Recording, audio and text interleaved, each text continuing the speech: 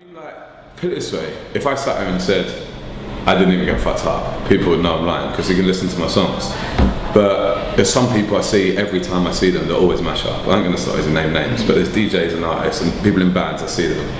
And some of them are doing alright, maybe they're going to burn out soon, or some of them on their way down. But that's, that's not my decision to get in there and start judging them. But what I would say is, like, what I've realised recently is I need to stay focused. I need to have like weeks or 2 weeks or 3 weeks off where I just exercise every day. Because for me personally, it keeps my brain focused and it just keeps me fit. I'm bouncing around on stage for an hour. Like, and I'm not just performing, bouncing. Like, when I go training, like I go run up and down hills, and whilst I'm running up and down the hills, I'm spitting just to like train. I know it sounds mad, like a boxer, but if you want to be top of your game, that's what you got to do. And the other week, I did 3 gigs in one day. I did Bristol at 4 PM, hour show, Nottingham 9 PM, hour show, Birmingham 2 AM till 3 AM, hour long show. And like, it didn't actually hit me till a few days after that. Like, I had a bit of a crash. But that whole day I was like, right, I'm not drinking today. Not even when I get to the last gig. Got to keep my voice in check. My vocal cords have got to stay strong. But I wouldn't be able to do that if I didn't train and if I didn't stay focused. So that's maybe where some people are feeling that impact further, because they will be having the same amount, but they're not taking it physical. Do you know one of the most inspirational things? It was when I supported Faithless on tour. I saw Maxi Jazz, up on stage. Obviously everyone knows the guy's a bit of a legend, but that guy's like in his 50s. And the guy is ripped. You know what I mean? The guy is like 6-pack, like arms, like everything. And that guy's on stage for 2 hours every night. Like bouncing, singing, sweating, rapping. And when you see someone in their 50s doing that and the guy's been around 15, 20 years, and the guy likes a party or a drink or a spliff every now and again as well. But when you see that on stage, you're just like, yeah, look, this is how it should be done in a professional way. And the guy's like doing yoga and stuff, you know what I mean? And that's really the kind of people I look up to. Your album obviously is yet to be released, so I want to try and get a couple of exclusives for you. So, if there's a track that you can tell me about that no one's heard about, just tell me a bit about the concept, so I know a bit about an exclusive. What's a good track to talk about? There's a song called Wrong in the Head, which no one's heard because we haven't performed it live.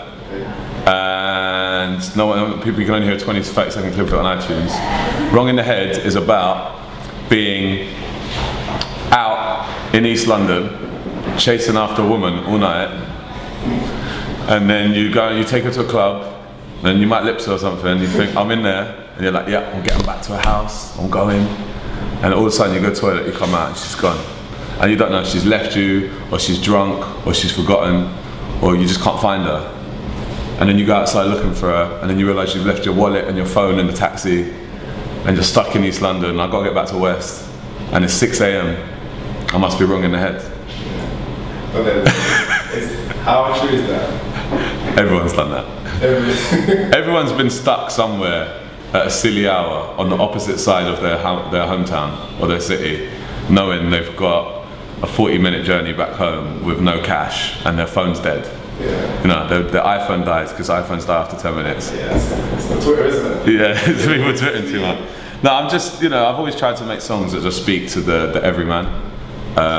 Even if I'm living a different lifestyle to a lot of people, I would never sit there and talk about my problems or trying to deal with fame or, fame and fortune. I don't think it connects to people. I think everyone goes through the same things in life still, regardless of how famous you are. Yeah. People still have the same emotions and deal with the same things in relationships and just life in general. Is it hard to have relationships now? Oh yeah, it's very hard to have relationships. It's almost impossible. Like, especially when I'm now getting attention from Europe and America and Australia. I mean, it's bad enough I'm on tour in the UK all the time. Now it's like, you've got to go away for a month or 2 months in another country, But yeah, I think that's the bands who stick around forever, and I do see myself more like as a big dance act to a band, you know what I mean?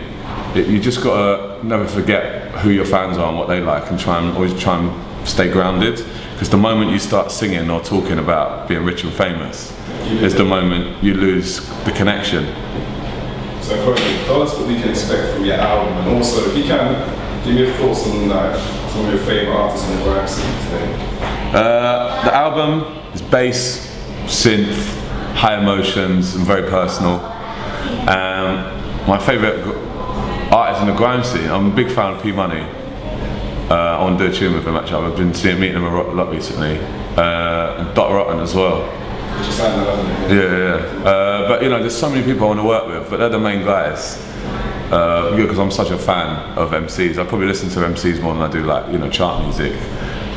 So then do you have the creative freedom to work with whoever you want? Yeah, I can pretty much work with whoever I want, but obviously the problem is the more high profile you get, you can't start cluttering the industry. You know, I don't want to be everywhere. I don't want to water my brands down. I don't want to water other people's chances down. You know, if I did a feature once a month, people just get fed up with me. Yeah. So closing last words to your adoring fans, supporters. Thank you. Keep supporting. Follow me on Twitter. Buy the album. I'll give you a free cake.